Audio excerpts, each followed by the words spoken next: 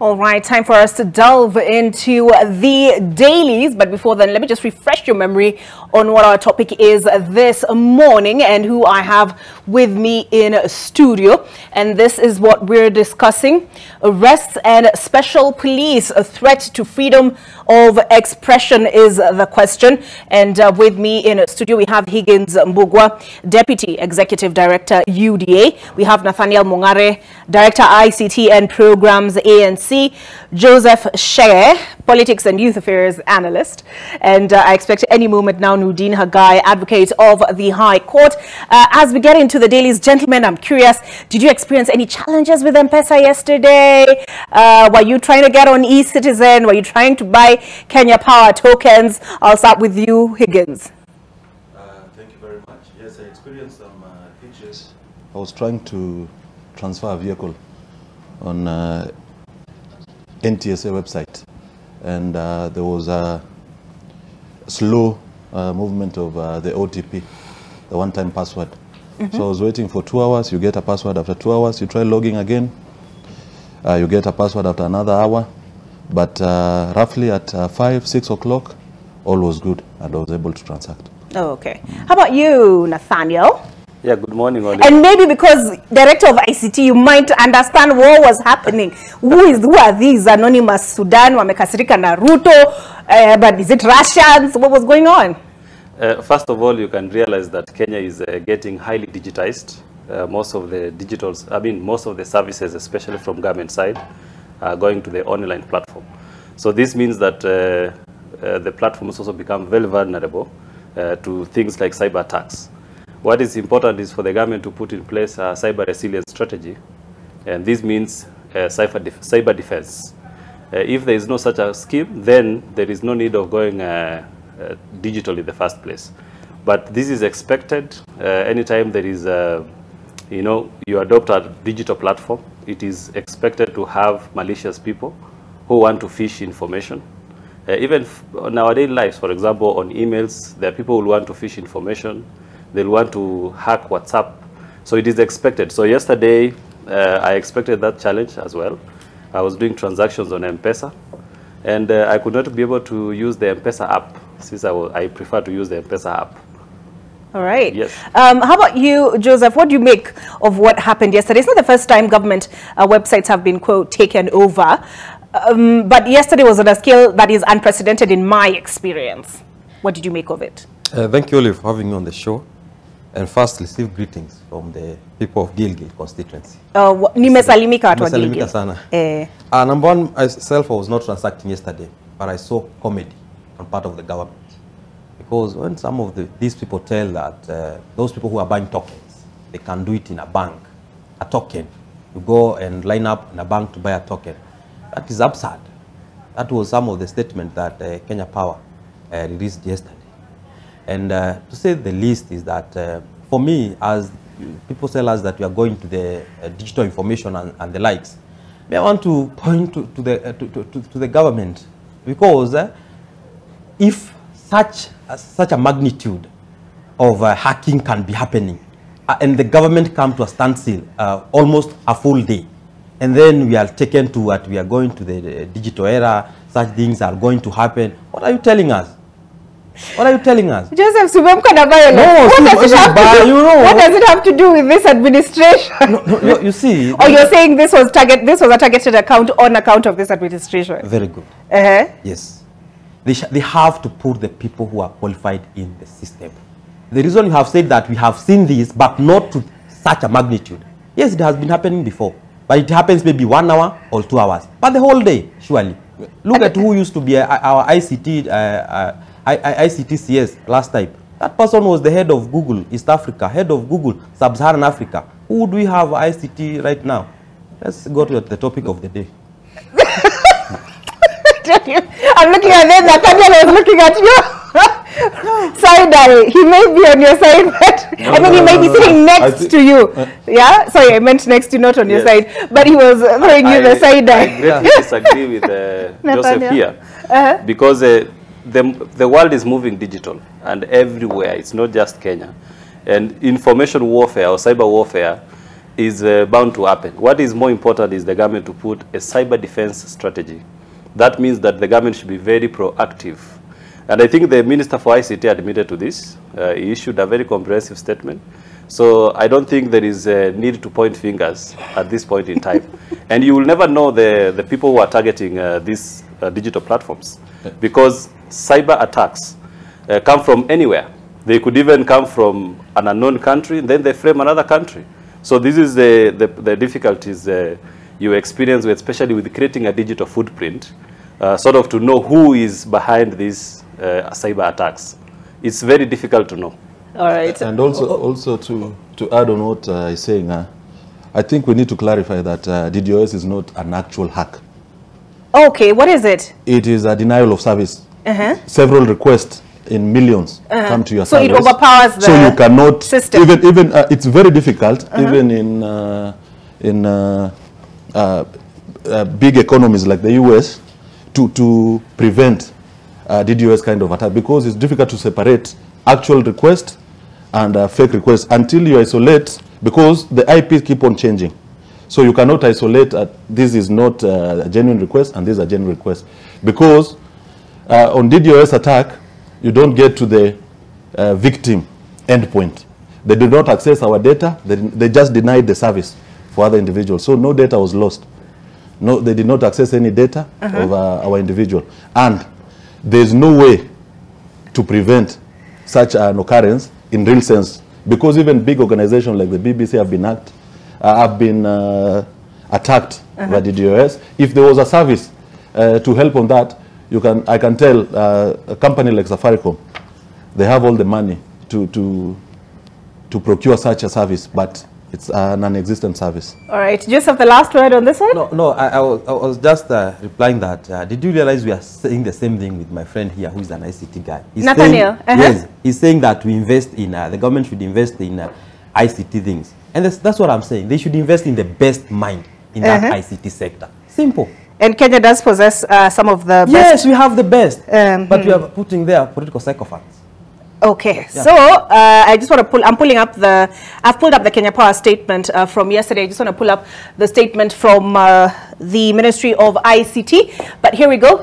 This is what Kenya Power had to say yesterday. We're experiencing a system hitch due to a network breakdown from our service provider. Consequently, some of our services, such as the purchase of prepaid tokens through M-Pesa and USSD code *977# are unavailable. However, customers can purchase tokens from our banking halls, which Joseph has taken issue with. He has said he has no time, but if you're desperate enough, you will. Airtel Money and authorized banks, we are working with our service provider to restore the affected services as soon as possible.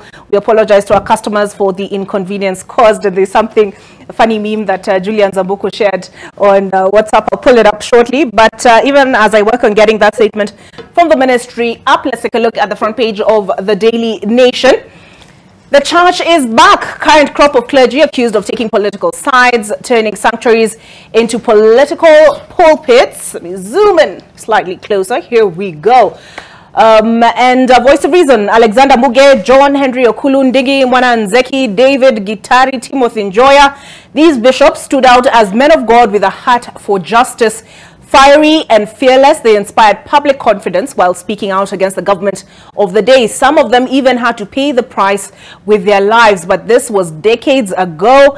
Now, after a lull during which the church has taken a beating from all quarters, a new crop of bold clergy is emerging. Several have been highlighted on the front page there of the Daily Nation, beginning with the Nyeri Archdiocese Archbishop Anthony Muheria.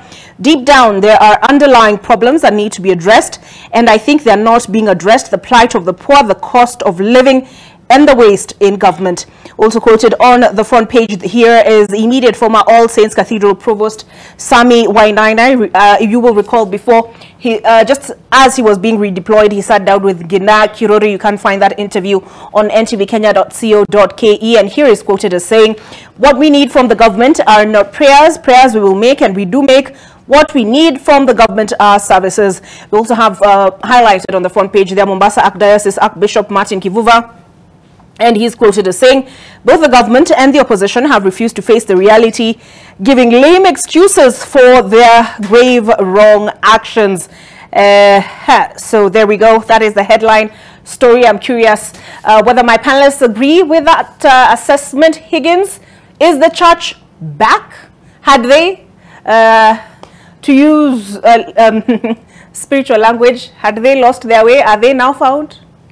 As a Christian, I'm not allowed to judge on their ways. But it's good the church remain the church. They feed us spiritually. And they allow politicians to do the politics because that's their craft. And maybe because both deal with the citizens, they can try and strike a balance on the same. But it's good for the church to remain neutral. They're not supposed to be partisan like politician. Politician can take partisan stands in most issues, but the church should strive to remain, not to take sides, political side. All right, what's that song? Is it, tell me whose side are you leaning on? Does it go like that? I'm leaning on the Lord's side, or something like that. Okay. Does the song go like that? Guys, do you remember? No, I'll Google, or you can tweet me at O Barrows if you're listening to me in the gallery. Jackie is my director. Shout me out in my ear, let me know how the song goes exactly. And I asked that because what Higgins is saying is that the church should remain neutral. But where there is wrongdoing, should they not? First of all, Oliver, I find the headline of this nation to be very, how do I call it? I don't find it is not fitting into this description of the bishops here. Because when they say that the church is back, what do you mean the church is back? Where were they before? So where are they gone? Because the fundamental question is that the topic of church and politics is very complicated. Because the church should never mix with the politics. So I'm just wondering that the church is back, and I'm just asking myself where they had gone, where they have been all this time, and what they have been doing until now they are back. What do you mean they are back? Because I don't understand this topic, this title. Secondly, you know, the Bible says that if wise men rise to leadership, the nation will flourish. But if evil leaders rise to the throne, then the country will suffer. I think our president rose, or this administration rose on the platform of the church. You can know very well that were it not for prayers, then we will not be having this administration elected. So I see the provost, Sami Wainaina, questioning why the government is praying. I disagree with the provost. He's not questioning why the government is praying. He's saying that we don't need beyond prayer, we are looking to our government for services. So that is okay, because he's basically saying that we just don't need prayers from government. But I see that my position is that we should have a government that believes in God first, because when you have a leader who believes in God, then everything else falls in place. But you know, that is not what they're opposing. I'm just trying to disagree with the bishops, and I have a lot of respect for them, by the way. I'm a very committed Christian, for your information. But it's the topic of church or leaders in the church trying to involve themselves in politics is what I oppose strongly. And what is informing this is that there is this idea of trying to make Raila look like a small god. So they are trying to come out to create relevance so that they can come and mediate between the Raila, the small god, politically, and the president. This is something that the leaders of the church should tell the opposition, that you lost the elections and you should accept the defeat honorably. I think this is the first important step the leaders of the church should do. All right. They should reach out to Raila and tell him to step down and play his role as an opposition leader. So, violence, because you can read through. You can read through the whole scheme. I have a lot of respect for the church. Let me put this clear again. What I can read through their statements. So you're not reading any sincerity here? They are trying to inflate their relevance in trying to mediate a truce between the opposition and the president. And this is what is cultivating the culture of Raila, the small god. So what are you saying? They should not speak up? They should speak up on the issues of the ordinary people, but they should never take political sides. Have they taken political sides? Yes, From the statements, you can see, even from... Higgins, you're saying yes, they have. Yeah, you Why, can see, why do you say that? We are not strangers in Jerusalem. Some things are not said in black and white, but you can decipher. I thought you were not judging. No. Joseph? That's not you said you're not judging. I'm kidding. Joseph? Oliver, you know, I'm even amused by this hypocrisy. Because these people are saying that this government was formed by the prayers, by the church. But at the same time, walisema ni maombi si uchawi. Ya kanisa. But at the same time, they are denying that the church should not mix anywhere with politics. And they're telling us that this government was put in place by the same church. Only what I'm saying is this. The church has always stood on the gap when the common mwananchi is being... what I'm saying, the church has stood on the gap when the common mwananchi is being oppressed. Even in the time of Jesus, the people used to come and ask Jesus, who should we give this coin? And Jesus will tell them, give Caesar what belongs to Caesar, and give Caesar what belongs to Caesar. What I'm trying to say is this, Oliver. If you look at the statements of these bishops, and these bishops are respected men of God in this country, there is nowhere they have mentioned the name Raila Amolo Odinga. In fact, it's very wrong for these people to read here, and all they can see is Raila Amolo Odinga. The first bishop, Muheria, has said, deep down we have underlying problems affecting Kenyans, the poor people he's leading. And that is true.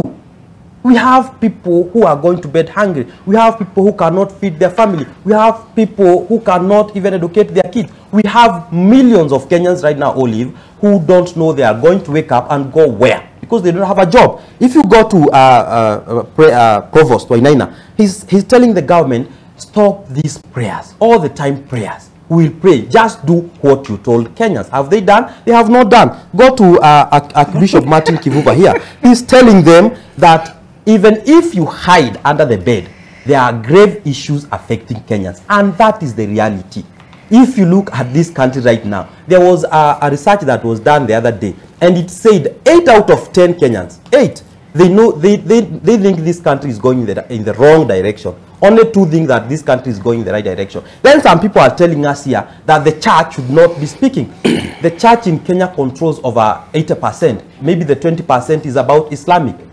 These are the people who deal with the common mwananchi on a daily basis. They have to tell the government, you are doing wrong. The other day we saw over 20 bishops from the Catholic Church who read a statement and told the government that the financial act that they passed was wrong at this time when the country was hit by the COVID-19, when the country had the effects of the Ukraine war. The president could not have come and passed over 100 taxes on Kenyans. The next day we saw Kimani Ichung'wah and the president somewhere telling the Catholic bishops that they are being sponsored by Uhuru to attack the government. You see, the church is talking the real issues. But this government want to divert issues and have blame games with everybody else, including Raila Amolo Odinga. The demonstrations about Raila Amolo Odinga, there is no one anywhere who is questioning that we should not be having demonstration. The issue is how we are doing the demonstration. But the demonstration are addressing the real issues affecting our nation. Okay, I'm sure that is an issue up for debate, and I'm sure the other two would love to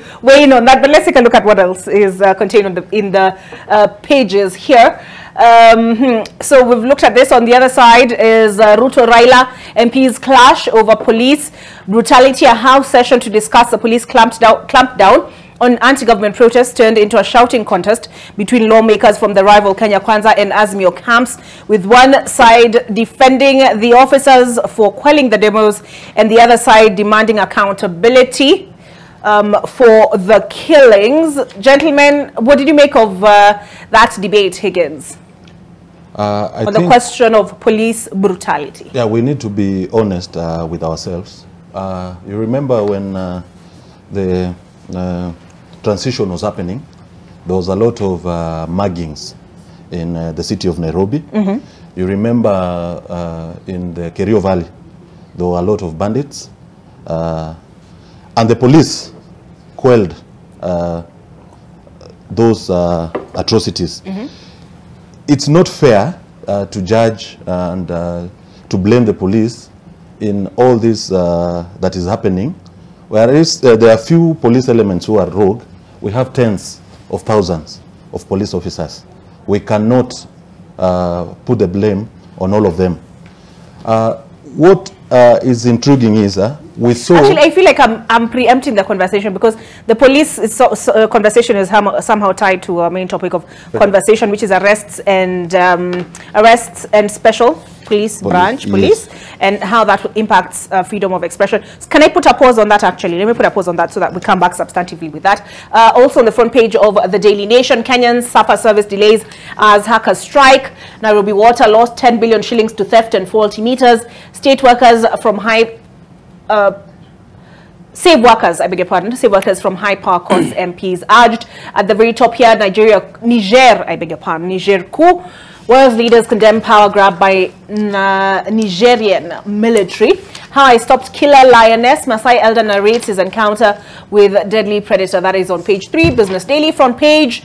Let us see. Hackers shake Kenya's digital financial system.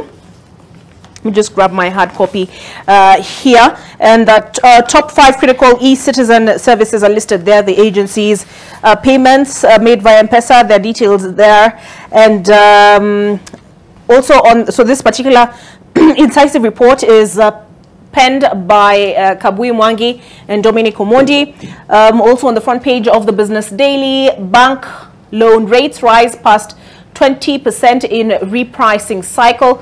Let's take a look at the first few paragraphs. Kenyan banks have increased interest rates on customer loans in the latest pricing cycle that will see customers deemed riskiest pay more than 20%, triggered by a rise in the central bank's benchmark lending rate. Lenders have in the past week been informing their customers about the impending adjustments from next month that will affect both new and existing credit facilities. The new rates being implemented across July and August.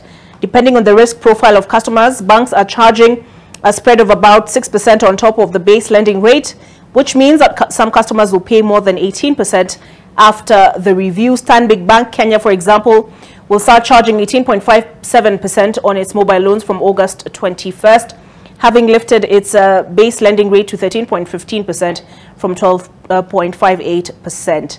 And on it goes. It talks about equity and the rest. Also on the ticker here, CBK to consult IMF when it loses handle on inflation.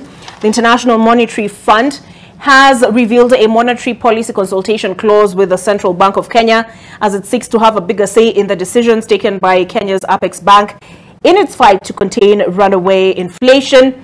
EABL halves dividend as profit falls to 12 billion shillings. East African Breweries has halved its dividend payment to 5 shillings and 50 cents per share after posting a 20.8% drop in profit for the year ended June to 12.3 billion shillings. There is no good news I have seen so far on the front page of the Business Daily here. Let us see if Taifa Leo will fare better with Taifa Leo. And wajumbe watatu wa mapatano. And here we have an image of Samia Suluhu Hassan, Olusegun Obasanjo, Cyril Ramaphosa, and mwafaka Obasanjo, Ramaphosa na Suluhu ni kati ya viongozi wa nchi za Afrika wanaopendekezwa kuongoza mchakato wa mapatano. And some detail on who they are on the front page here of Taifa Leo. Also on the front page kwa vidokezo, front page of the Taifa Leo, hofu ya wandani wa Gachagua, wanasiasa kutoka mlima waeleza wasi wao kuhusu mazungumzo ya Ruto na Raila. Serikali ya kiri e-Citizen ilivamiwa, and an image here of Yaya alifika kwao kabla ya kukamatwa, namna kijakazi anayeshukiwa kumuua mama mwajiri wake alivyonaswa Busia. So this is the front page, but I am curious about one of these stories highlighted on the front page here, and hofu ya wandani wa Gachagua. Those in Gachagua's inner circle are worried about these talks and where that will leave them. Your thought, Higgins? Your thoughts? I don't think that is accurate. The DP has not alluded to the same. So I'll take it as a... Would he come out openly and allude to the same? No. He has been a bold and a truthful man. If he has issues, he will say. Yeah, he has been saying it. That is not, a handshake is not an option. Yes. He has not been mincing his words. So I don't think he will hide beside his troops to be projecting the same. The DP says as it is. So if he has not said it, I'll take it with a pinch of salt. All right. Your thoughts, Nathaniel? First of all, this story creates an impression that there are factions in government. The government is serving as a whole, delivering as one to the people of Kenya. So the idea of factionalism, first of all, is not existing. Secondly, I will oppose to the idea, because it is alluding to the talks between, or rather possible talks between Raila and Ruto. Olive, I'm a very strong defender of the idea of democracy. And when I ran last year for the parliamentary elections, I lost, but I conceded defeat. And I didn't go to the court. But Raila ran, he lost. He had all the state machineries behind him. And he went to the court, and the highest court of the land pronounced itself on the issue. So we must stop the culture of creating. There are some people who are above democracy, and that they can unleash terror on the people and the government for that to happen. Because what we are seeing in the whole idea of demonstration and being linked to the story of Gachagua is the possible talks. So first of all, I don't think that the Deputy President has anything to worry. His position is constitutionally entrenched. He cannot be fired from the government until the whole 5 years of the government is over. So there is nothing to be jittery about. He can be fired through impeachment, correct? He can be fired through Parliament, through an impeachment, and through a substantive motion that can be backed up with the facts, but not through politics. Okay. Yeah. Joseph, I want us to go on a break, so last word on this, then we'll come back with the Standard, the Star, People Daily really quickly. You know, Oliver, every time there is a trust, hardliners suffers most. And who have been the hardliners in all these things? It is the Gachagua function. So they are fearing that they're going to suffer. And that's what is going to happen. Because whenever you're in government, don't chest down. What does that mean? Don't chest down. Just take Kenya as a country whereby we all belong. Don't tell other people that. This is the man who went to the public to tell Kenyans that this is a company of shareholders. And that he's the one on the gate, at the gate, pushing those who don't have shares to go back on the line. Now he's wondering if other people are coming now, there will be a handshake between William Samoei Ruto and Raila Amolo Odinga. Where will he be in this company of share? How will he be giving out shares to who? That's what he's going to suffer because of what he said. He's suffering because of his own words. That this is a company, and now the company is being taken away from him. All right, let's take a break. I can see Nathaniel and Higgins are itching to respond to those sentiments. We come back on the other side.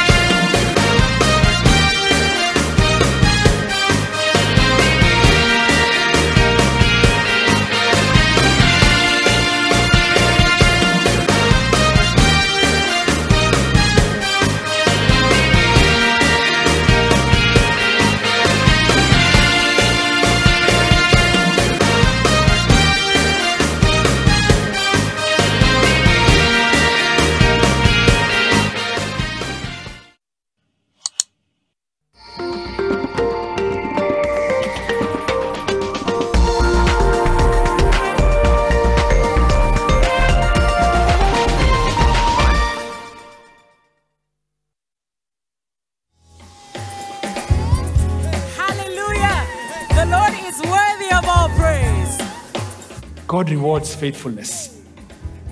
And he's saying to Abraham, you have been faithful. You have walked the journey, you've stayed the course. And I will show myself faithful on your behalf. When we pray, we say, God, we are trusting you for breakthrough. We are waiting on you for breakthrough. But do you know what? Sometimes it is God who is waiting on you.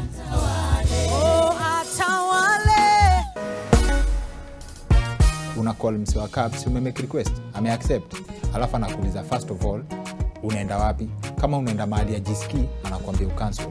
So client akikwambia akona shida ya mguu, obviously like the way he said, kazi yako ni ku make sure client ako comfortable. Alafu vile aliingia mbele ndio ukajua ni mkuu gani.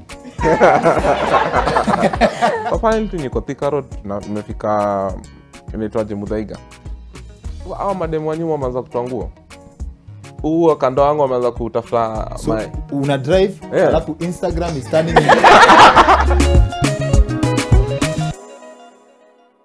To protect our family from germs that cause illness when it's cold, we use Dettol soap. Dettol soap with germ defense gives you protection. When it's cold, germs are transferred in different ways, and Dettol soap's germ defense protects you from up to 100 illness-causing germs. Be Dettol sure. In your paper this week, Milk Wars. After Kenya blocked milk exports by Kenyatta-owned Brookside Dairy, Uganda President Museveni sets sights on West Africa for new milk market. Ruto caught between International Monetary Fund and rioters. East Africa Community Trade Deal with America taking shape. Plus our opinion leaders. Queen Samia, be gracious in celebrating the misfortunes of Tanzania's neighbors. Charles Onyango Obo. We know the past and present. So, what's the promise for tomorrow? LC Eakuze. Political heat. Foreign investors withdraw $345 million from Kenya's economy. For this and more stories, get your copy of the East African.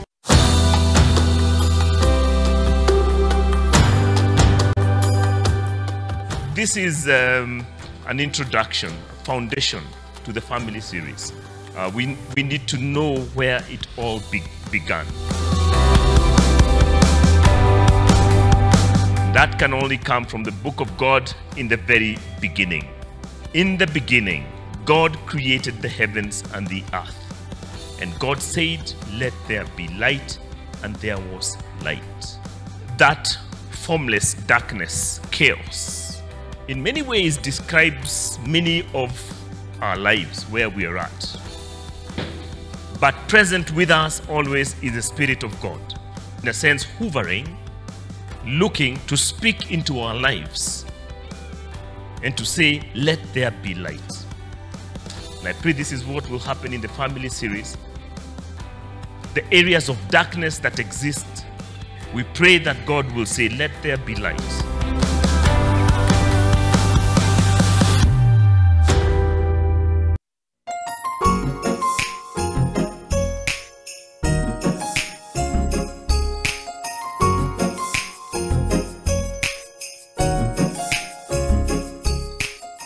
Do not hold back in any situation. Eno gets to work on the 6 symptoms of heartburn fast. You do know you said all of that out loud, right? If symptoms persist, seek medical advice. Our Father who art in heaven, hallowed be thy name. Thy kingdom come, thy will be done on earth as it is in heaven. Give us this day our daily bread, and forgive us our trespasses, as we forgive those who trespass against us. And lead us not into temptation, but deliver us from evil. For thine is the kingdom, the power, and the glory, forever and ever. Amen. To get Our Father as your Skiza tune, dial *811 *923 #. Skiza, Nan Nation.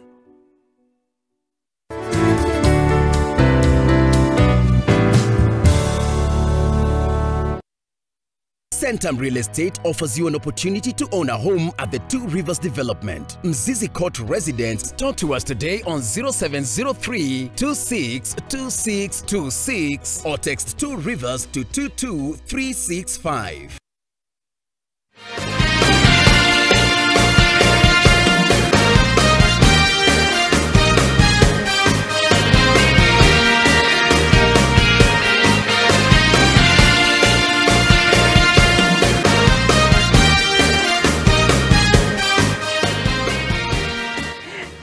Good morning. Thank you for staying with us on AM Live. We've been joined now by Nuruddin Hagai, advocate of the High Court. During the break, there was debates going on. Nuruddin is like, what is going on? Nuruddin, there has been violence.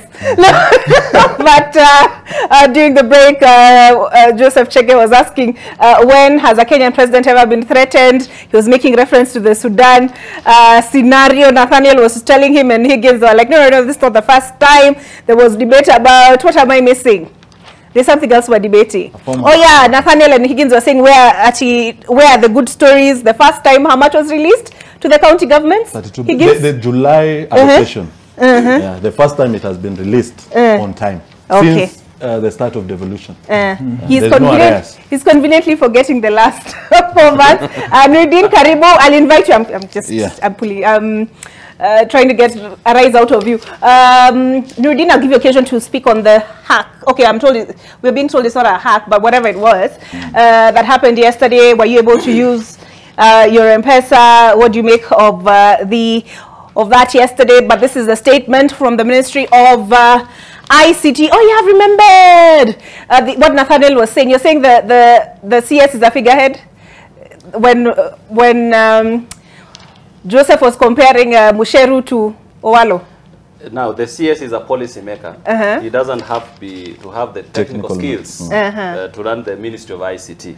If that was the case, then we'll be choosing only people who have sector-specific skills to that field. So this minister is just doing policy and leading, so coming up with cyber resilience policy, cyber defense policy, and this kind of things. But not, you can hire competent people under him to run the ministry. But most importantly, another thought has come to my mind. I'm highly suspicious that the government was doing a drill to check whether the system is bulletproof. The system is bulletproof. I'm telling you. The government is going online. Government is going digital, more services, and you have to do, sometimes you have to say, okay, I am the advocate of the devil. If I'm imagining somebody was to attack this platform, then we have to check a drill. We know the government has to do a drill. And devil's advocate. All right, let's see. That's another thought that has come to my mind, and I was highly suspicious. A drill. Okay, this is what the ICT Cabinet Secretary had to say on the subject. Over the past 1 week, there have been unsuccessful cyber attack attempts targeting both the government and the private sectors. The e-Citizen portal is among the targets of these unsuccessful attacks. The attack on the e-Citizen platform, what Higgins was explaining, entailed an unsuccessful attempt to overload the system through extraordinary requests with the intention of clogging it.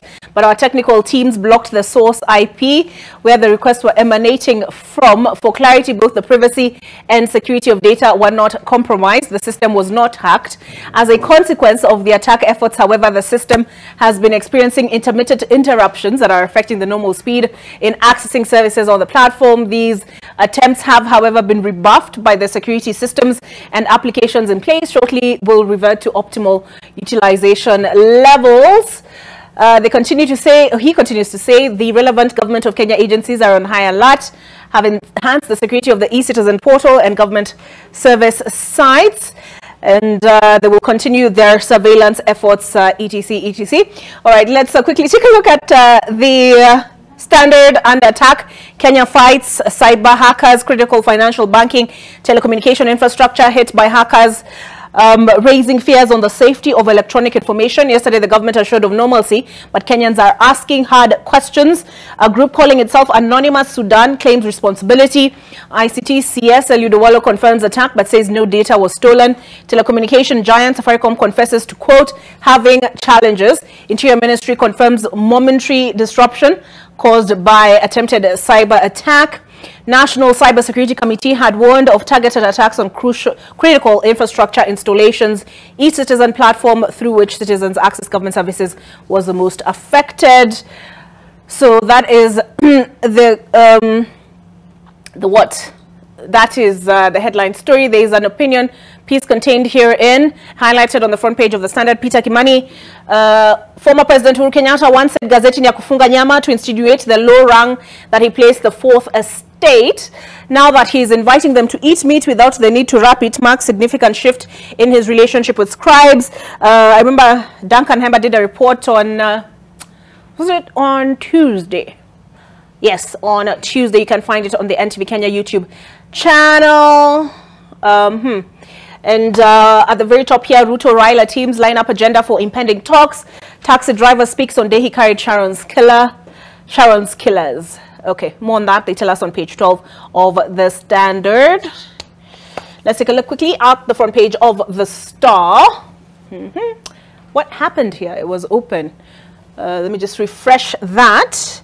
And as I do that, all right, looks, I haven't paid. It has not been hacked. Quick second. Quick second. There we go. As I sort that out, let's take a look at the front page of People Daily, and same headline that is on the front page of the Standard, and that is hackers bring key services to a halt. Massive raid, pro-Russian attackers disrupt critical activities at Safaricom, top banks, immigration, railway, power firm, and block access to government websites, affecting operations. At the very top here, how county billions will be shared. There is your story, Higgins. Split in ODM over plot to kick out Raila man, and that is Opio Wandae. I drove Obado's lover to her death, driver tells court. Suspected killers told taximan that they had dropped Sharon at her rural home. More on that, page 3, People Daily. But Nudin, now that it is 7 and I want to transition us into the topic of conversation, your thoughts on the cyber incident, let me put it that way, yesterday? Well, it was a bit unfortunate because there are some people who couldn't access some services, be it M-Pesa, a citizen a couple of days ago, and what have you.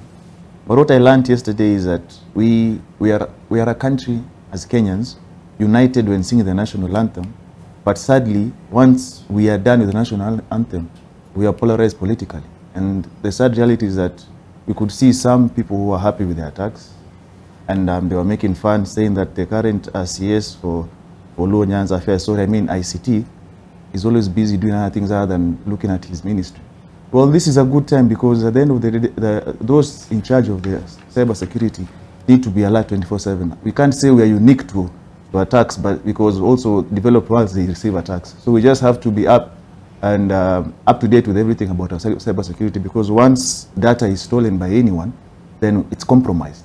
Because things like a citizen, our data is theirs. If someone sells it, at the end of the day, what happens to our data privacy? So I believe as a country we need to be focused, and we can't say that we are unique.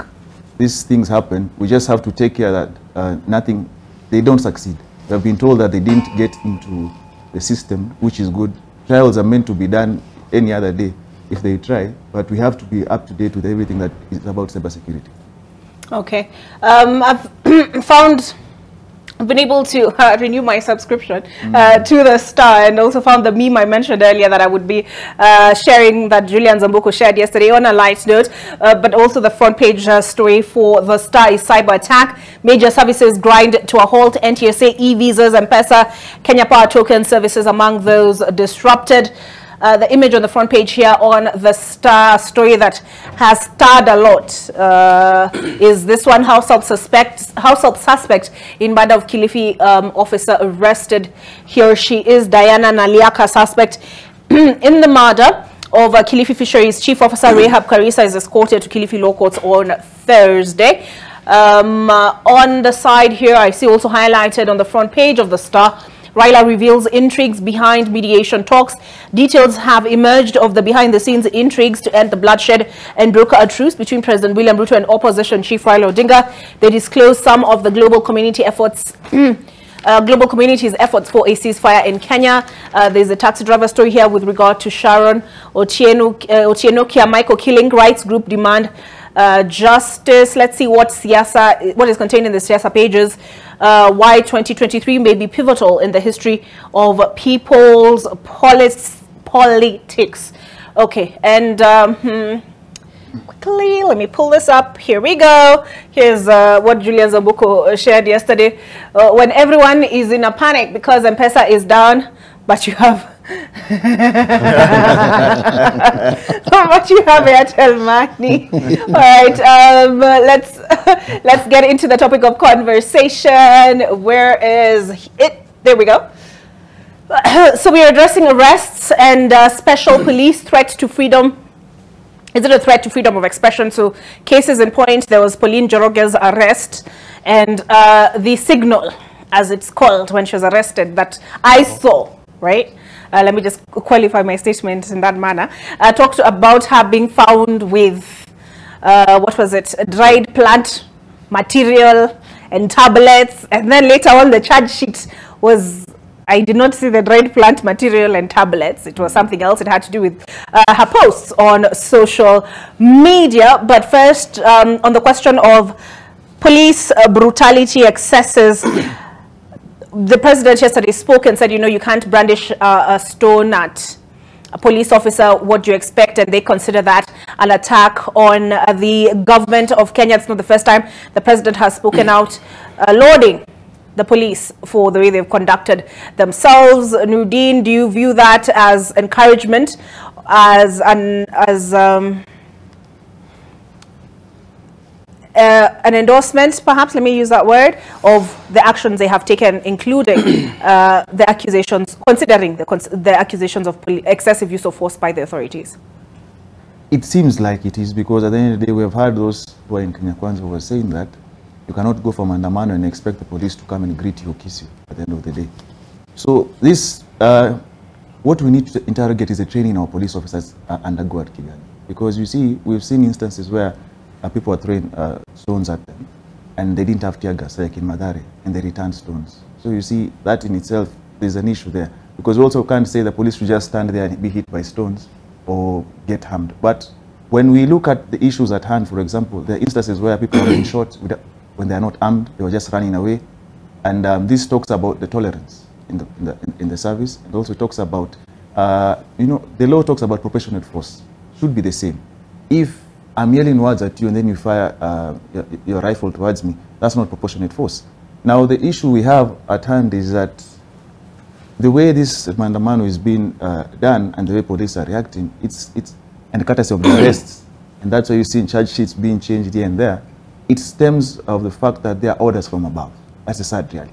And when there are orders from above, there's never going to be any consensus, and people won't reason to tackle certain issues. Because, for example, if you look at what the Public Order Act says in Article 37 of the Constitution, everyone has a right to demonstrate, to picket, to assemble, and present petitions.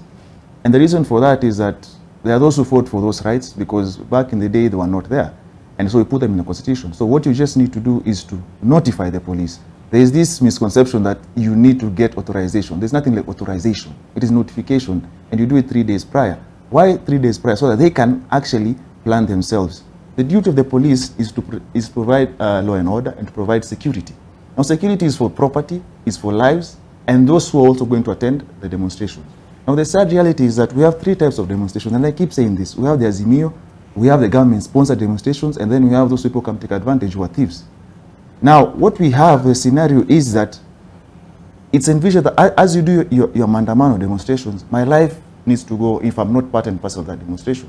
But we have a scenario where the country is so polarized that someone believes they can outlaw demonstrations. Now, once you do that, you have actually drawn the first battle line. So it becomes a contest between the political players. So who between you and I has the biggest ego, or who's the macho man between us? So it's more or less like try and I'll show you. And that is why we see we have so many people who have been arrested, 300 if I'm not wrong. And sad reality is that we only know members of parliament who are arrested and released. What happened to 300 who have been arrested? We have never been seen that. They haven't been taken to court at the end of the day. And also we've seen people who have lost their lives. And that is why we're having this vigil the other day, and today I think they're going to have another one, Azimio. At the end of the day, I don't believe we need to lose lives for us to actually solve certain issues in this country. Okay. But the sad reality is that this thing is more political and more about bravado, which leads now to me saying that the police are more or less sent. It's like an order. So what happens to the independence in the police service? It's not just about saying giving them a budget. Is the budget given to them, but there are also orders they get. And that is the issues that we have. All right. Joseph, we had reports which were also condemned by those in the civil society of police and civilian pretending to be journalists or mechanics, you know, and then to nab people during the protests.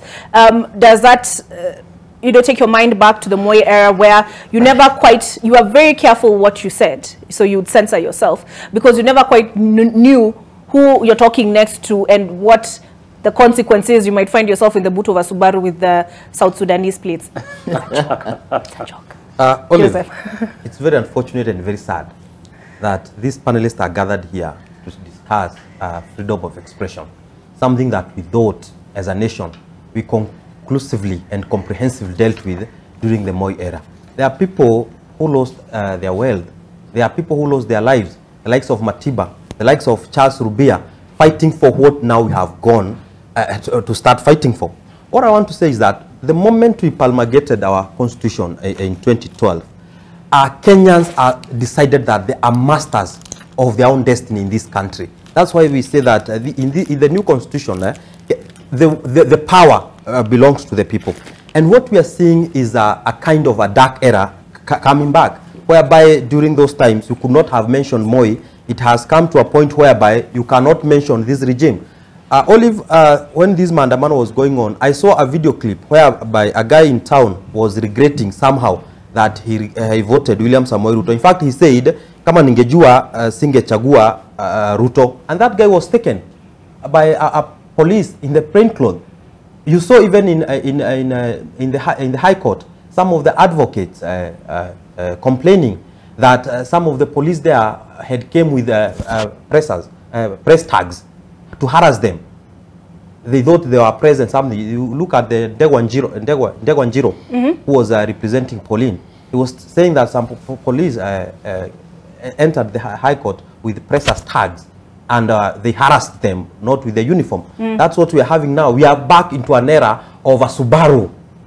It is so sad that in an era like this, when we thought that the next phase we are going as a nation is administration, Kibaki came and we did the roads. Uhuru came, we did infrastructures, electricity.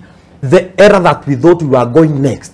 I thought I was coming to this panel to we discuss the next industry that we are going to discuss, to say that let's have a cotton industry, let's have a pyrethrum industry, not to discuss the freedom of expression. These people are taking us back to 20, not even 20 years, over, yeah, almost 30 years back, 1992, whereby what I'm saying now in the, on this platform, I don't know where it can land me. I can come out down these stairs and somebody takes me, gets away with me. Let me tell you, when they got a hold of Pauline Njoroge, they had tried before to try pull Pauline on their side. I remember you saw even the tweet Pauline said they were giving her 500,000 almost per month to be on their side through the Interior Ministry or something like that. Pauline said no, she's not for sale. And this government is very afraid for people who have information. If you have information, any information, or you can break down information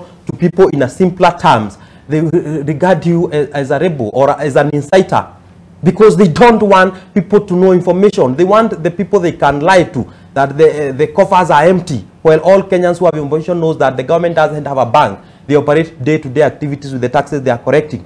They want people who they can tell that if you say the cost of living has gone up, then you are branded as a Mio, or you are branded a person who doesn't want this government to go on. That is the people we are having. And I want to tell these people that the life of our constitution is in its implementation. And they should not remind us that the current president opposed the constitution that we are having, because that's where we are heading. Because if 1 year down the line, Oliver, I want to tell this government that when they were taking over the power, the Kenyans did not request them maybe to say they will build a road or a market or anything anywhere. The only thing Kenyans requested the president to do in the 5 years or 10 years in office, if he'll never do anything else, is to make sure he implement, strictly observe our constitution and implement it to the letter.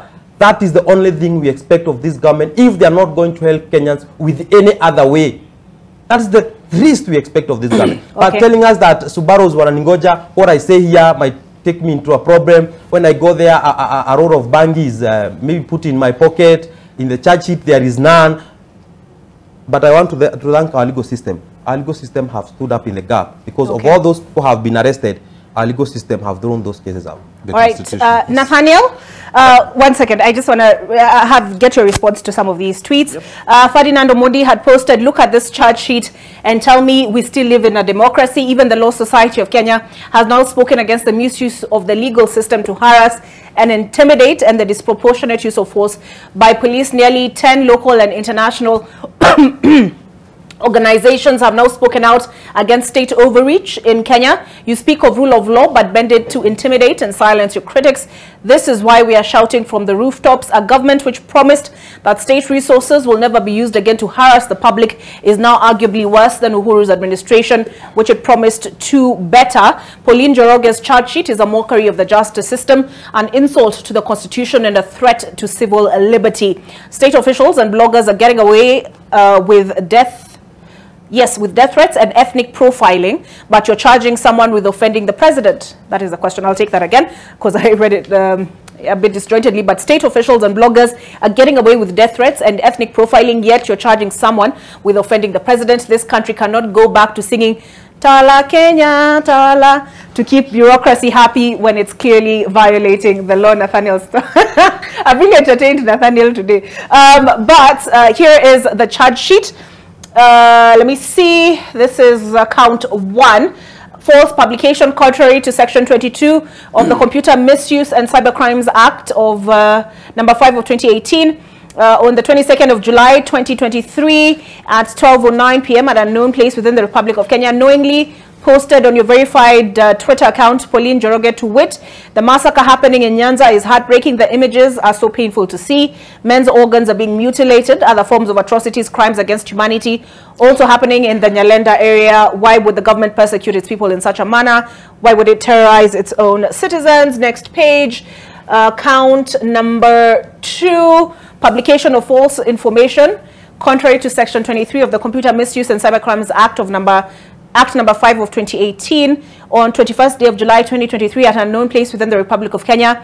Publish false information on your verified Twitter account, to wit, so police officers will now be using South Sudan number plates when going to raid homes of innocent Kenyans, knowingly to be false and calculated to cause panic and chaos among citizens of the Republic of Kenya. Count number 3, cyber harassment. Contrary to Section 27 of the Computer Misuse and Cybercrimes Act of 2018, on 21st day of July 2023 at a known place within the Republic of Kenya, posted on your verified Twitter account, to wit, nikiweka Biblia chini nachukua bunduki na nikuwe dictator, knowingly to be false and calculated to discredit the reputation of the head of state. And finally, count 4. On 21st day of July 2023 at a known place within the Republic of Kenya, posted on your verified Twitter account, Pauline Njoroge, to wit, William Ruto, surely this is how low you want to stoop. So my question to you, Nathaniel, is that line between, sort of dragging someone's reputation through the mud on unfounded accusations. I'm not saying they are, I'm just saying the balance between that and also freedom of expression, because people are allowed to have an opinion, and maybe this is how she interprets or has interpreted the events. Is she not within her rights? Is there, what's your view in terms of the line between the two, where you should not be able to malign, unchecked, but also you have every right to have an opinion? First of all, Olive, I wanted to assure my friend Joseph, because he's been alluding to being arrested after the show. I want to assure him that I'm not a policeman. He's safe. I'll escort him. In fact, I'll buy him coffee. So Joseph, relax. You are under safe pair of hands. Joseph, ukona system. Yes. Number 2, I want to laud Azimio, and I want to laud the entire opposition machinery. For one thing, they are very good in propaganda, and not only that, they know how to indoctrinate propaganda in its rank and file.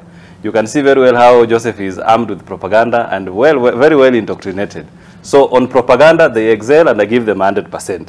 This is what is feeding into the discussion that we are having this morning. Olive, Wakili Kagai has categorized the types of demonstration that are going on in this country.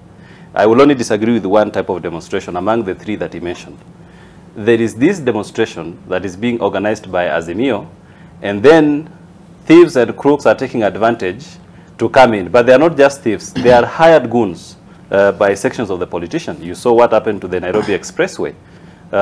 Hired goons are coming to destroy critical national infrastructure and then you expect the government not to respond to protect these kind of investments. What is going on? I've never seen an administration or a president who respects the rule of law like President William Ruto. And I'll give instances. Number one, when he came to office, he faced a litigation, and it was processed. The court pronounced itself. Immediately when he started forming his government, there was a case against principal secretaries. He stopped the appointment of principal secretaries until the case that was in court was heard and determined. Currently, you are seeing the chief administrative secretaries. He appointed them, they took oath of office, but the court stopped the process. And the president has not ignored the court order like his predecessor ignored the court orders on the similar case. You've seen a consistent trend from the side of the government to respect the rule of law. For instance, recently we saw the passage of the finance bill that was passed by Parliament, the representative of the people, the premium platform where the people's wishes are expressed. The court restrained the president from implementing the Finance Act. The president has respected the courts. You've not seen the act being implemented until the Court of Appeal issued conservatory orders. So you can actually see there is a consistent pattern from the side of the government to respect the rule of law and give the judiciary its powers to interpret the laws that are being made. You've seen what the government has done. The government has gone ahead to give the judiciary, to operationalize the judiciary fund. And now the judiciary have the resources to prosecute cases. I have not seen a single incident, and if you have, somebody can mention this, where the government is ignoring court orders. There is none. The question that we are discussing about police. Hold. So hold there. Kidogo Nurdin. Yep. Apo ametuenjoy. Yes. No, we have the sorry, bro. I'll let you go. We have the EPRA issue. Where the day the cast was sworn in, the matter was coming to court that early morning, and it was overtaken by events. But sadly for them, there is a judgment after that, and now they're at the Court of Appeal. So there have been instances. The instance mafuta, bei ya mafuta ilibaki tu even after the court had suspended the Finance Act. I can see how all of you are clutching on one single case. No, but what did you say? What you said, there has not been one single instance. That is what you said. So we are checking you on that. Let me speak to that. Because we have an Attorney General's office that is representing the government and litigating cases. I think that matter is ongoing in the Court of Appeal, and there are conservatory orders to that effect. Moving on to what is happening. When the president came to power, can we now come into this? I'm going to the issue of the one quick second. I want us to come back with it on the other side of this break, because I also will get your thoughts on it, Higgins. We take a break, but this is the other story. We'll also be looking at city lawyer charged with alleging military takeover of government. You know, should the police be policing these social media streets? I ask that because madmen are many. You know, like if I've lost, like people post many things, the conspiracy theories, and I'm not saying he's mad. No, I'm not. But I'm just saying it's a tall order if you're to police everything everybody says. So is it political targeting then, right? Okay. On the other side of this break.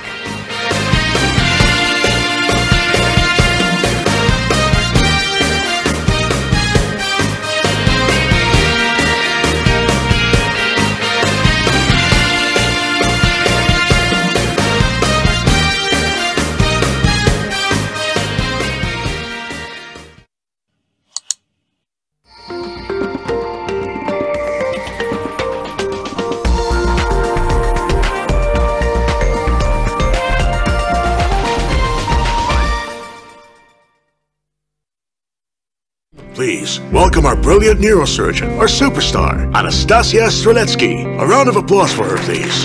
Who operated on him? Does it really matter which doctor arrived? Yes, it does. Do you realize you're in trouble now? Mikhailo Vladenko and your other relatives must be happy to know that you're back in the city right now. Vasily is back in the city. Your brother is now the chief of the Crime Investigation Unit. Stop! It means the end for me and my business. He wouldn't dare. Hands up! Come on, it's all over. Let's go. I'm sorry, but it's my wedding. I'm getting married. We made a mistake. She will change. It's more likely she'll change you.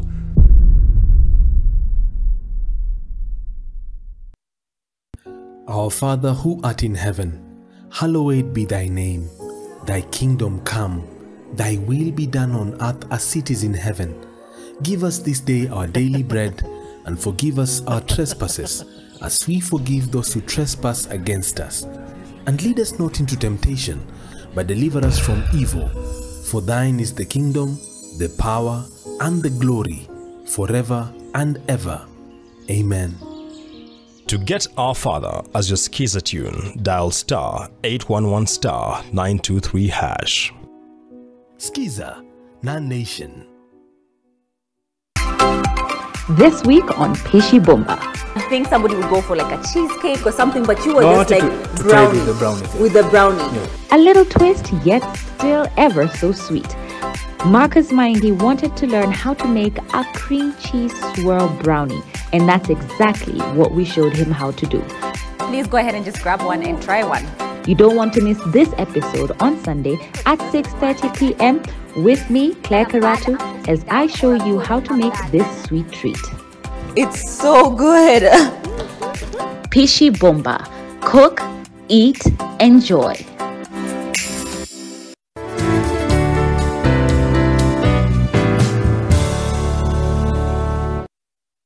Centum Real Estate offers you an opportunity to own a home at the Two Rivers Development, Mzizi Court Residence. Talk to us today on 0703 262626 or text 2 Rivers to 22365.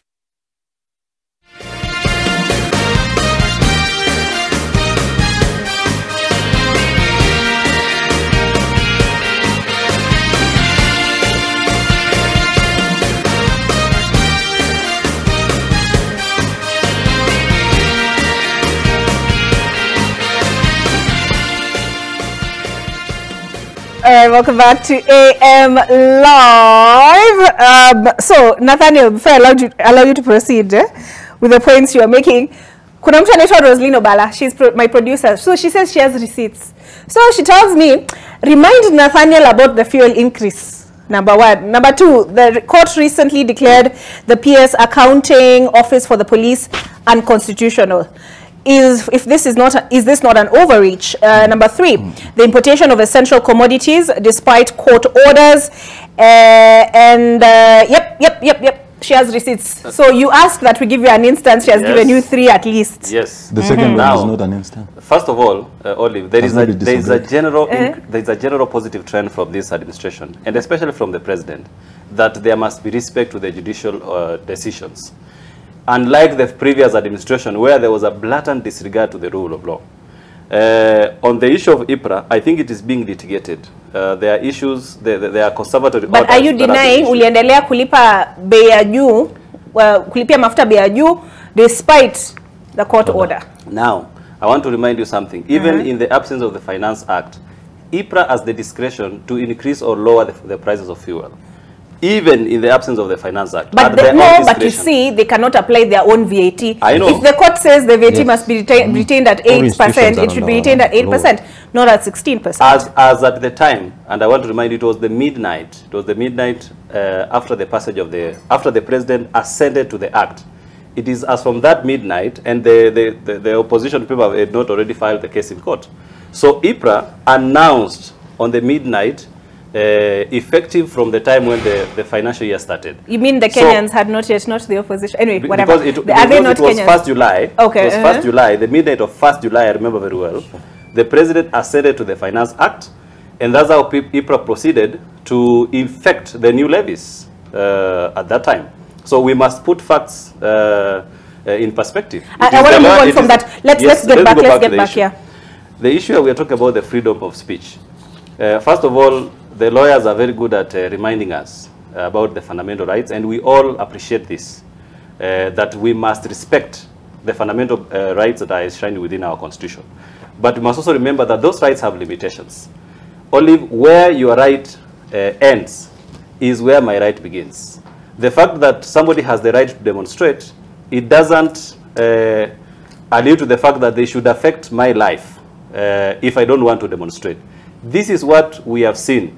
The Azimio demonstrations have not been well organized. If you see demonstrations all over the world, people are very well organized. They even have torch bearers who are guiding the demonstrators. They themselves, they have their own security who are putting their demonstrators in check. But in this case, it is the opposition that is going ahead to even hire goons to destroy property belonging to Kenyans. And we praise this as an ungazetted holiday from somebody. This thing must come to an end. Number two, we are seeing the acts that are going on there.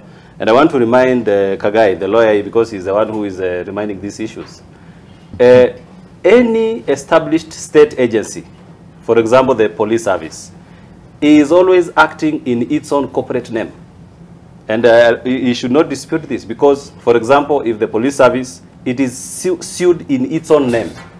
If you sue any agency, you sue it in its own corporate name. And every act of parliament says this. So, for example, if the police are suing an individual against a particular legislation, for example, the misuse of the cyber crimes and the computer misuse, then they are suing Pauline against specific provisions of the law. And the president has given them independence. They now have the resources.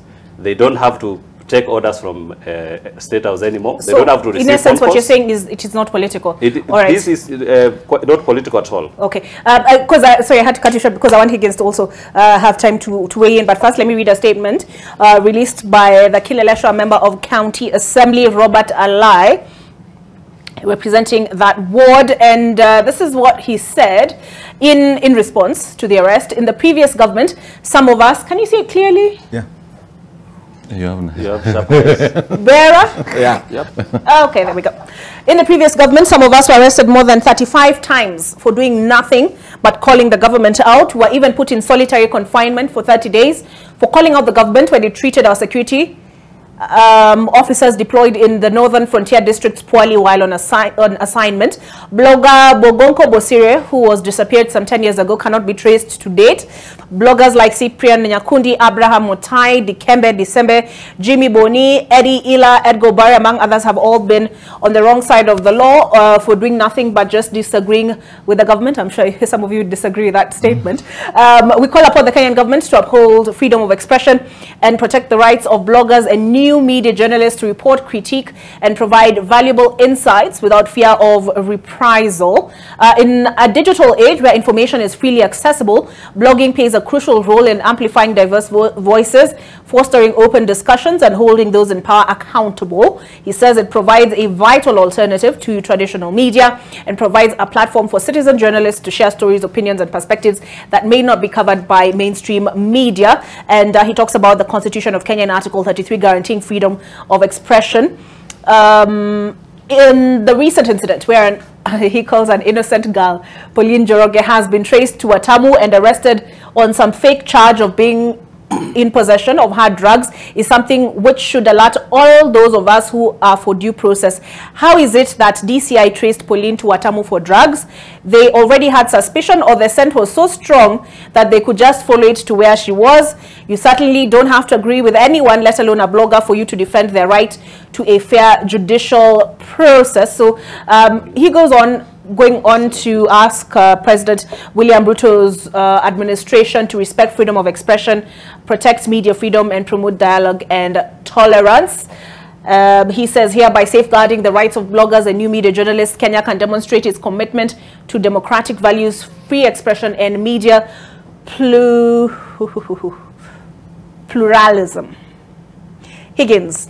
So he points out this is not something that started with this administration. Even the previous administration, he says he was arrested at least 35 times, is what he has said here. Did I read correctly? But he didn't tell us why he was arrested. Because I know what has he said here? Yeah, he was. Some of us were arrested more than 35 times. He has to say what but this administration, when it came into office, told us that it will not be continuing the evils, missteps of the previous administration, and yet is it Joseph who said it is even worse than the previous administration? Your thoughts? That's not I think Joseph is being mischievous, and he doesn't want to speak the truth. On the issue of freedom of expression, Wakilia can tell us that I think only less than 4 rights are absolute. The rest are not absolute. Article 24 gives some limitation on some rights. And as he has alluded, your right stops where mine begin. As a Kenyan, I have a right to earn a living, for example. When we have these undeclared holidays, people close their shops, not because they don't know what's going to happen. They know those demonstrations are decoys. There's nothing like demonstration. It's thuggery. We've seen tens of thousands of people running in marathons. We had Nairobi City Marathon. We've had Matahatran. Nobody closes their shops because those people don't carry stones. They don't block roads. They don't crash windscreen. Even some of your colleagues are victims of those hooligans. I've never seen those human rights people condemning those acts of those demonstrators. I've never seen. You can. I can tell you they have. No, I want you to pick one. You've picked several on police. I want you to play some condemning the demonstration. Condemning those acts of hooliganism. Yes, I will. I'll pull up for you. Pull some because I saw some. That one is an unfair accusation. No. You played only for the police. I've not seen anyone condemning. I played what for the police? People condemning police brutality. I've not seen anything you've posted on people condemning those elements in the demonstration. I'll pull up for you. Keep going. Yes. So my point is, we don't want to call a spoon a spoon. We don't have a crisis in Kenya. There's only been one common denominator. Raila Odinga. He calls maandamano. Right now we say we have to have talks. It started with the servers. Election have been stolen. It has come to the cost of living. Now it has metamorphosized to police brutality. And it will go on and on and on. And here is a magic wand that if you talk to Tinga, everything will come peacefully. If they talk to the president, everything will become peaceful. It's like you switch peace on and off with a snap of a finger. People, when they have to demonstrate, they have to issue notice to the police, not to ask for permission. And they have to give routes. I'll be in this road, I'll be in this road, and be this road, to enable the police to protect, to provide security for the demonstrators and the people who want to go about their business. So what we've been seeing is the success of the maandamano is when the town is clean, the shops have been closed. But those people don't close shops because they know the maandamano will be peaceful. They know what will transpire. On the issue of freedom of expression, we have a constitution and it has set checks and balances. The police can only arrest you. The person with the final say on who to charge and who not to charge is an independent office of the DPP. Wakil has alluded that we only see MPs who have been arrested and charged. Maybe the 300, the DPP does not approve their charging. Maybe they are released unconditionally without even reaching the precinct of the courts. So the Constitution itself has set mechanism to check the excesses of one department. You read a message from one of your... Rosalina. Yes, on the issue of it has been nullified, the accounting officer of the Police Service Commission. It's okay, that's a part of checks and balances. Sometimes you can have excesses, but the institution to check the excesses of the other arm of government. Okay. On the issue of concealment of the police officers in plain clothes, it's not a new phenomenon in Kenya. We've always had undercover police in many operations, including some engaging in those kind of crime, like drug trafficking, just to nail the individuals. What are they called? Exceptional. No. Let me come to the issue of police officer, even a uniform in civilian clothing, is supposed to identify themselves as a police officer. Let me come to the issue of mugging, for example. The muggings that were in Nairobi, it was not finished by uniform police officers. No. It was police officers hanging laptops. Somebody come grab, they arrest them. Talking with phone on the street, they arrest them. So some things, you know, on the issue of security is not the amount of saliva we churn in talk shows. They have other things that we don't have. They have intelligence, some of them. Yeah. They are very specific. They have intelligence. They know so-and-so is planning on that. I cannot see with a naked eye. I can only see demonstrators with placards, but the police, let's give them the benefit of they have more information than we do. Nudin, isn't there a law against entrapment? There's something called entrapment, correct? You see, they have mentioned Wakili, and I like that because now I come in. Now we are promoting you. You see, Nathan is my homeboy, that's okay. You see, freedom of expression, that's Article 33 of the Constitution. Now, it does not extend to propaganda, hate speech, and incitement to violence. That is true. Now, the sad reality is that both camps, be it Azimio, be it Kenya Kwanza, we have those who engage in propaganda under freedom of expression, engage in incitement of, to violence, even a cabinet secretary, we have seen his tweets. We have those who engage in acts of, those acts that are prohibited under Article 33. So the problem is, why is it that those who they have proximity to power are never arrested? If we really want to tackle this issue of those who break Article 33, then we have to be fair under the law. If someone from Azimio does whatever Article 33 is against, and you have evidence, then you can charge them. But the sad reality is that we have sacred cows. Proximity to power makes you safe. It's more or less like the corruption cases. Proximity to power kills a corruption case. If you're on the other side, you're always hounded. That is why we weaponize our own corruption. Yesterday when you called me and you told me about this topic, something came to my mind, and that is Richie Spice. And in his song he says, people shout free, we have to be free. Just like bees travel over the land and be free at the end of the day. Because at the end of the day, what we want is a country where we are free to enjoy our rights. But why we have a scenario where a government does not want to be critiqued, courtesy of, they feel that if they allow criticism, they might lose social legitimacy.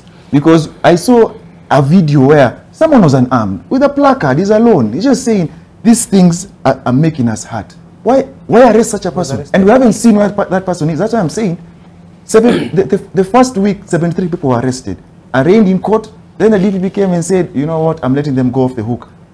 This 300, nothing has happened, and we're waiting to see. The sad reality is that we have a country where, in the words of Wangari Maathai, you know, human rights are not things that you're given on a table.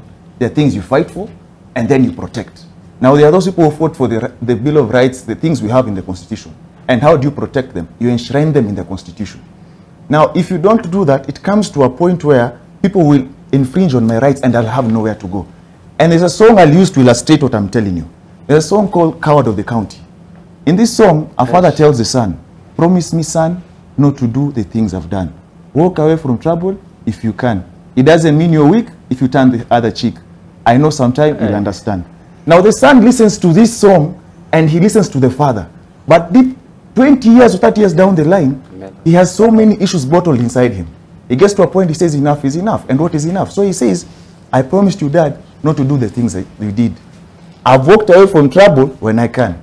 I hope you don't think I'm weak because I didn't turn the other cheek. Sometimes you have to fight to be a man. Now the fight here is to fight to protect our freedoms and rights. Because if we do not protect them, we bring a situation where people can have orders from above, arraign you in court with bogus charges like that charge sheet for police. That will go nowhere, I can tell you as a lawyer. That is a bogus charge sheet. And you can clearly see it's trumped up. Because at the end of the day, you cannot call narcotics, and then you arraign in court, you have no charge sheet. Then when the court is about to adjourn, you come with the charge sheet. It shows you it is orders from above, and we need to move away from that. And that's what I'm talking about, the independence of the president. We talk about the independence of the police service. You see, this is what we did as a country. We turned it from a force to a service, changed the word, and we thought we had changed it. Like those wanted to change from KRA to KRS, thinking that that changes the effectiveness of the institution. But we never decolonized the police service. That is why when they wake up in the morning, it is protect the crown.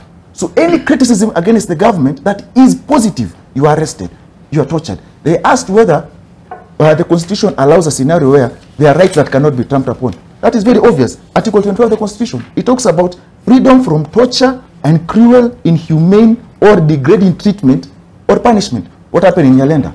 That is against Article 25 of the Constitution. So you cannot say we're a government, we are here to uphold the rule of law, and then police do what they are doing in Nyalenda, and then you come on national TV and congratulate the same actions.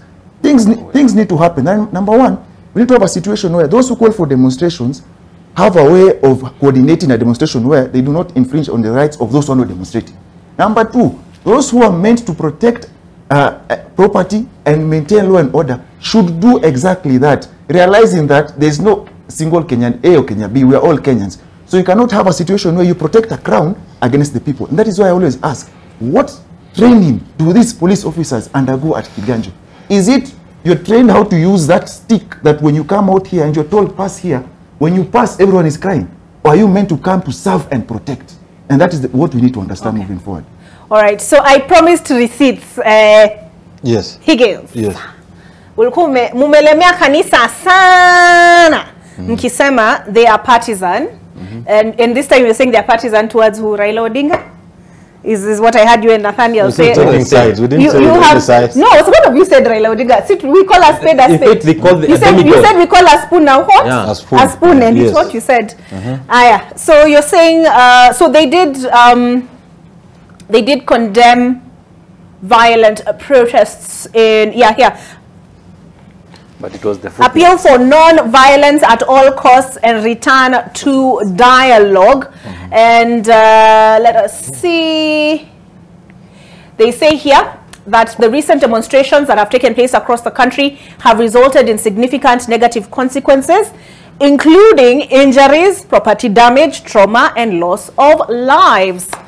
So, and then they say we now see the threat of escalation in the declared 3 days of demonstration per week. There is no justifiable reason whatsoever to be violent. They have called it out. So for you to say, I'm not had anybody condemning. They've not Police, condemned. I will find that statement here. They've not condemned. That's a general statement. And it is on the footnotes. That's a general It's statement. footnotes in paragraph 1. For police, even media headlines, police brutality. We talk in Kenya as if the only right we have is the right to picket. My right to earn a living is equally important as his right to picket. But does that give you the license to shoot somebody dead No, as they're running away in the on the back? I don't have the facts. No, I'm but hearing Imlu from- has highlighted one such instance. I don't have the facts. Let me give you the verifiable facts as per IMLU, who have conducted independent investigations. And the only reason I'm not relying on IPOA is because IPOA have said they have not been receiving the information as they should from the police.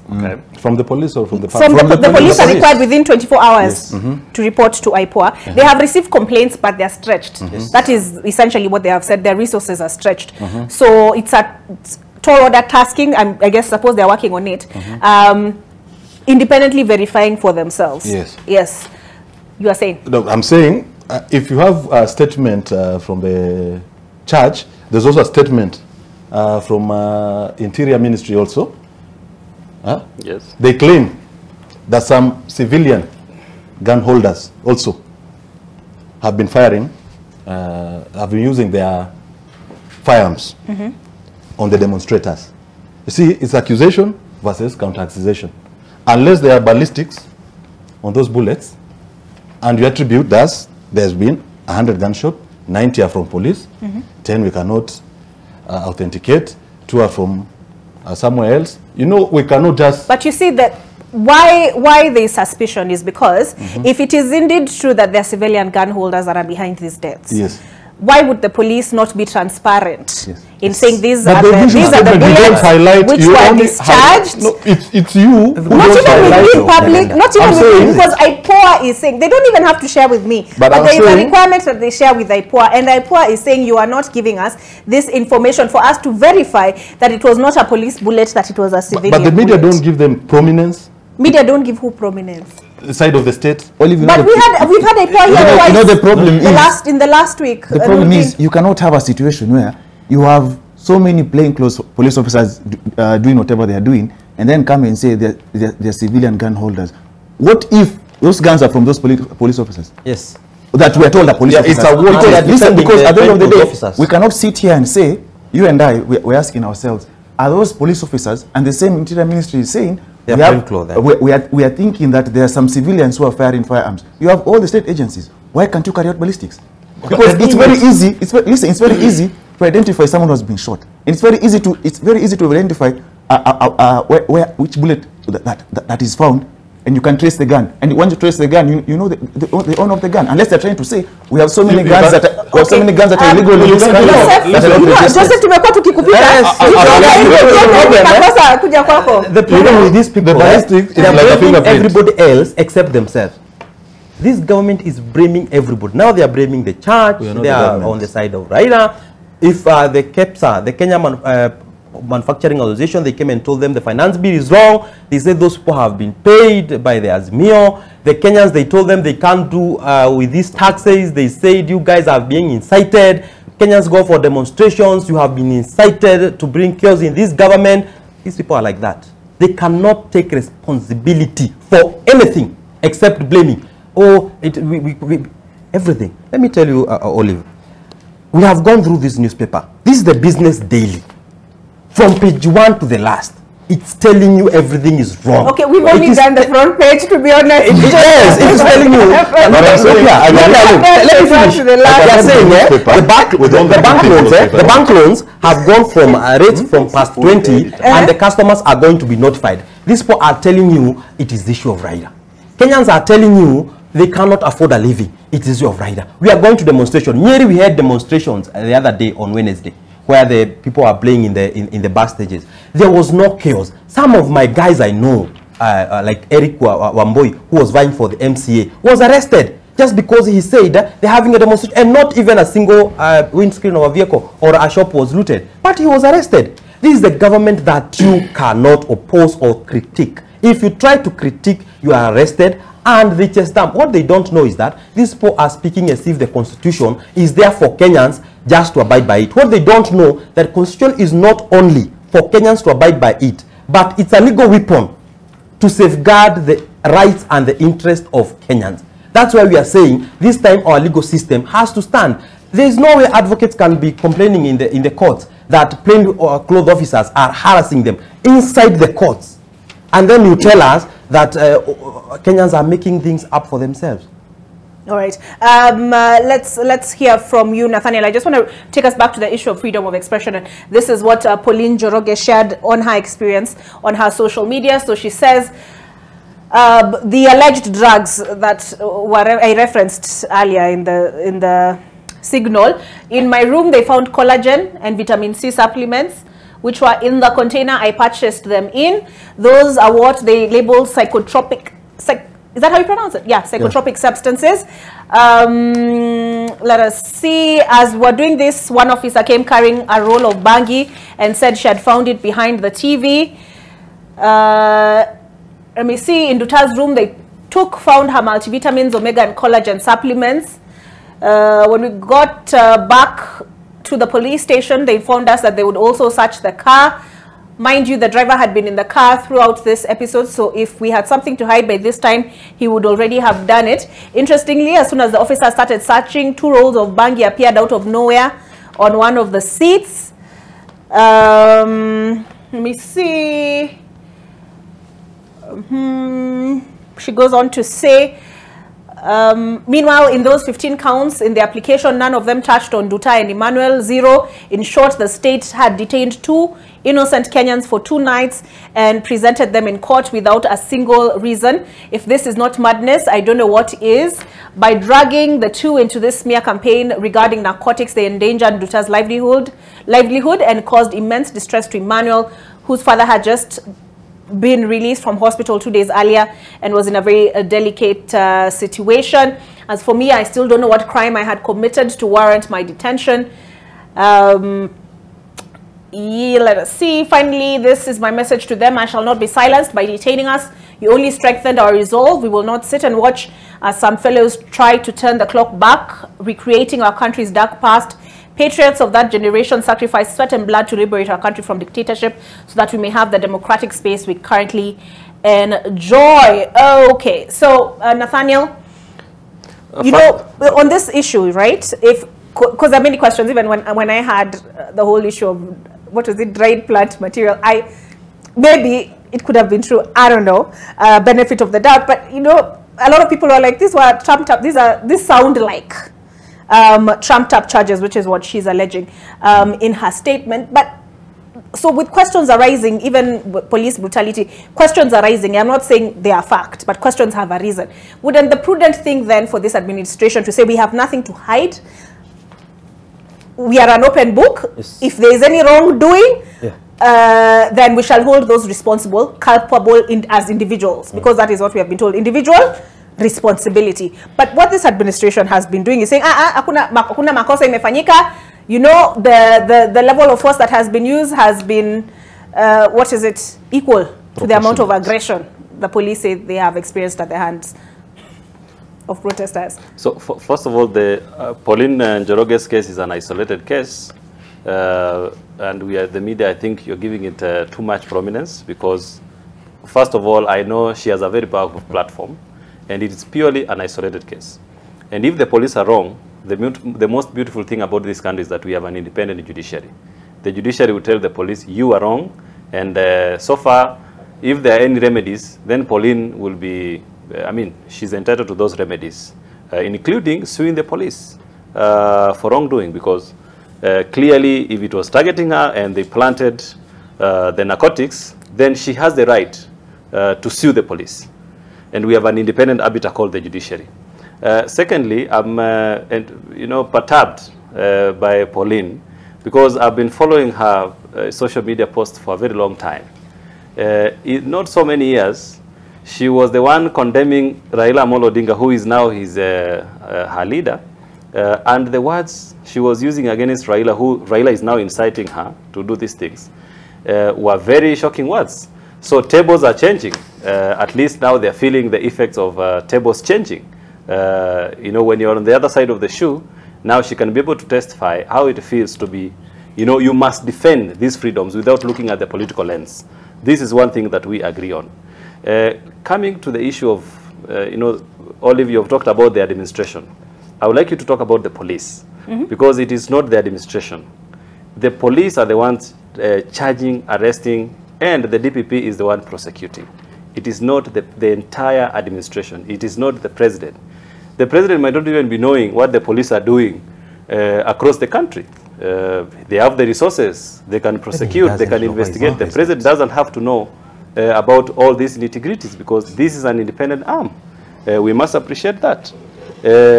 So as we continue to debate the issue of the fundamental freedoms of speech, we must also give prominence, and this is my call to the media, that we must give prominence to the positive sides of this administration. The issue that is here at hand is the issue of, the government is not being given an opportunity, even within 1 year, to showcase, because the government came in the middle of the financial year. The government came in when the Uhuru's budget was going on. This is the very first time, because today we are on day 28th. It is 28 days into the first financial year of this administration. And the administration has not been given an opportunity to showcase, even 1 year, one financial year, to showcase what they can do. So I think in the spirit of fairness, let's give the president a chance, even for 1 financial year, to see how he can be able to implement his electoral pledges. The inflation, because I've seen Joseph here inflating some of these cases, we must target and say that this particular government department is wrong. They should be taken to court. There should be judicial redress on these issues. And I think they can be addressed independently. All right.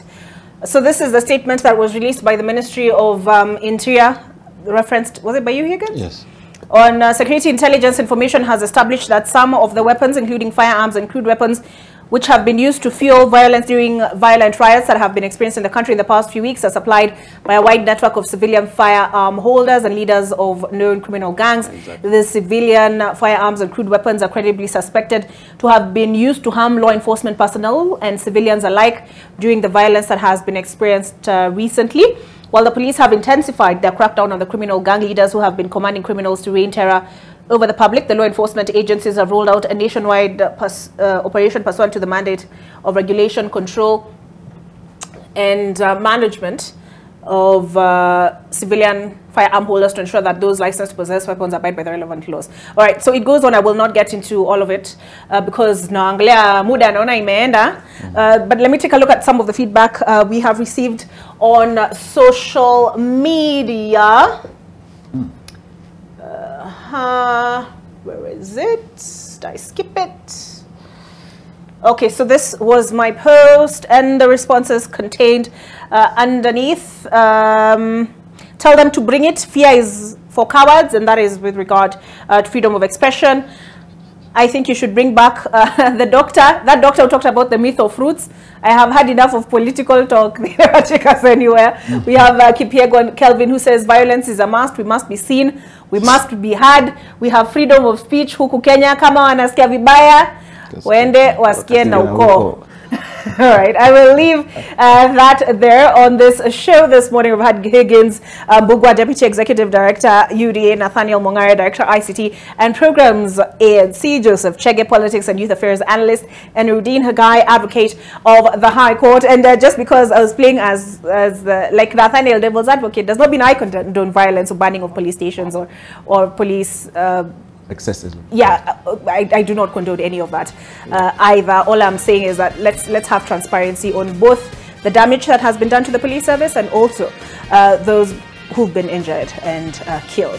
Transparency. I'm on the side of transparency. My name is Olive Burrows. Thank you for keeping us company. This show will be posted on the NTV Kenya YouTube channel for your review, should you wish to look at it later.